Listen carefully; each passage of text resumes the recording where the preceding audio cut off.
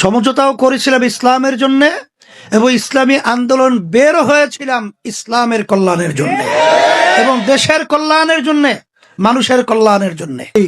যে আল্লাহ যদি আমাদেরকে ক্ষমতায় নেয়, আল্লাহর রহমতে দুর্নীতি থাকবে না, চাঁদাবাজি থাকবে না, এবং আল্লাহর রহমতে আপনাদের দয়ায় প্রতিটা বাংলাদেশের মানুষের মুখে হাসি ফুটবে, এই নিশ্চয়তা আপনাদেরকে আমরা দিতে পারছি।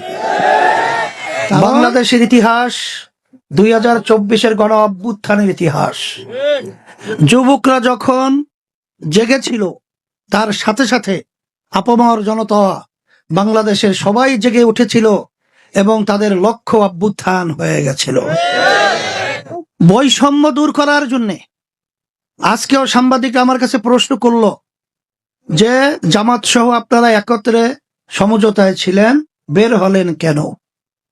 আমি তাদেরকে বলেছিলাম যে 2024-এর পরে দেশ গঠন করা, মানুষ বিভিন্ন নির্যাতন জুলুম থেকে মুক্তি পাওয়া আর ইসলামকে ক্ষমতায় নেওয়ার সুযোগ তৈরি করার একটা সুযোগ এসেছিল। কিন্তু আমরা কি দেখলাম? যেই বৈষম্য দূর করতেছিলাম বা যেই বৈষম্য দূর করার জন্য আমাদের গণ অভ্যুত্থান হলো, হাজার হাজার মানুষ জীবন দিল, সেই বৈষম্য শুরু হয়ে গেল আমাদের সাথেই। বলে কেন? আমরা প্রথম স্লোগান দিয়েছিলাম ইসলামের পক্ষের একটা বাক্স। সারাও জেগেছিল, আল্লাহর বান্দারা, আল্লাহর বান্দিরা তার পক্ষে, তারা মাশাআল্লাহ তাদের মনোভাব ব্যক্তও করেছিল।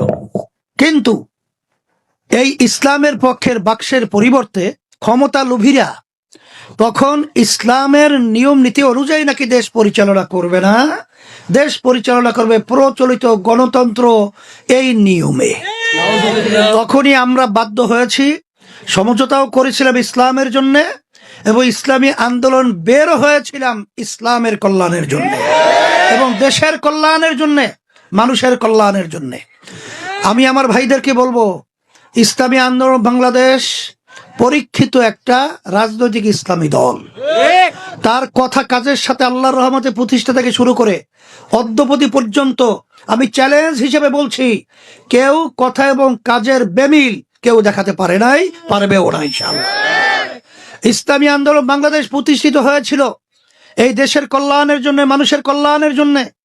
কিন্তু আমরা দেখেছি যারা নাকি বিভিন্ন সময় রাজনৈতিক দল হিসেবে বিভিন্ন সুন্দর সুন্দর কথা বলে, কিন্তু তাদের কথা কাজের সাথে কোনো মিল নাই। তো এখন যাদের কথা কাজে মিল নাই, তাদের সঙ্গে থেকে তাদের ক্ষমতা